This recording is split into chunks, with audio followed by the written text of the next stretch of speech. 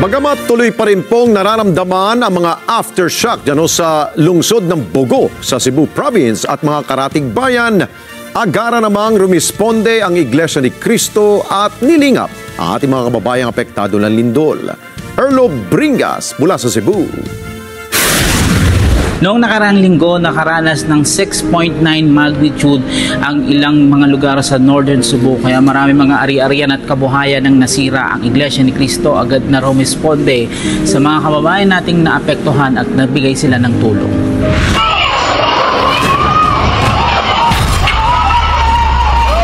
Mapaminsala at nakakatakot, yan ang paglalarawan ng mga Cebuano sa Northern Cebu matapos tumama doon ang 6.9 magnitude na lindol noong September 30. Kitang-kita ang resulta ng mapaminsalang lindol na kung saan nawasak ang mga gusali, nabagsakan ng mga sasakyan ng mga pader ng gusali, nagkaroon ng bitak ang mga kalsada habang wasak din ng mga tahanan. Kinuha ko yung apo ko, dinala ko sa bakante. Malakas ang lindol, andun kami sa bakante. Umupo kami sa damuhan. Sa isang sitio sa San Remigio, halos naglitawan din ng mga sinkhole.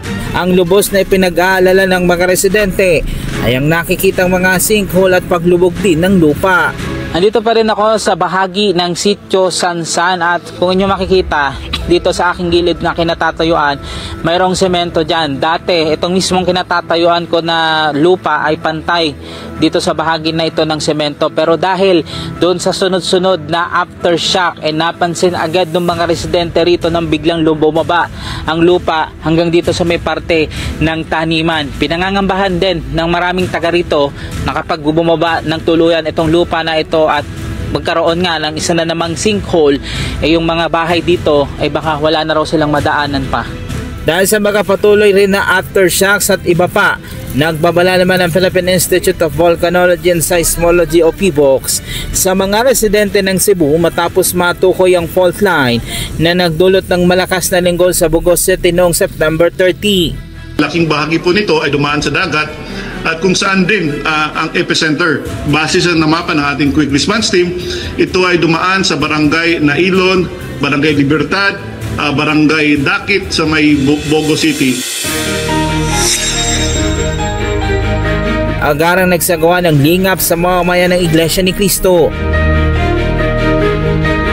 Sa mga kababayan nating naapektuhan ng 6.9 magnitude na lindol sa Bogo City, Cebu at karatig na bayan, namahagi ang Iglesia ni Cristo ng tulong na pagkain at iba pa sa mga residente, lalong-lalo na sa mga senior citizen. Bukod sa ipinamahaging lingap relief goods, nakatanggap din ng mga kababayan natin ng libreng gamot at mga bitamina. Sa atas po ng ating tagapamahalang pangkalahatan ay agad-agad po na ipinadala ang tulong para po sa mga kapatid maging sa ating mga kababayan dito po sa Bogo City na totoong nasalanta po ng malakas na lindol. Itong ating ginagawang pagtulong sa lahat ay utos ng ating Panginoong Diyos na ibigin po natin, ipagmalasakit natin ang ating kapwa, lalo na po ang mga nangangailangan. Naglalaman ng bag ng pagkain tulad ng bigas at iba pa na makakatulong para makatawid sa ilang araw pa ng pangangailangan ng mga apektado nating kababayan. Karamihan sa mga kababayan nating natulungan ngayon ay mga naapektuhan ng kabuhayan dulot ng lindol. Nagpapasalamat din sila sa ibinigay na tulong ng Iglesia ni Cristo. Maraming pong salamat sa Iglesia. Ay, kung hindi sa Iglesia, hindi kami makakain. Mabilis po. Ganito lang kami nakatanggap sa Iglesia, sa iba hindi pa kami nakatanggap. Lahat ng bumubuo ng Iglesia, maraming salamat talaga.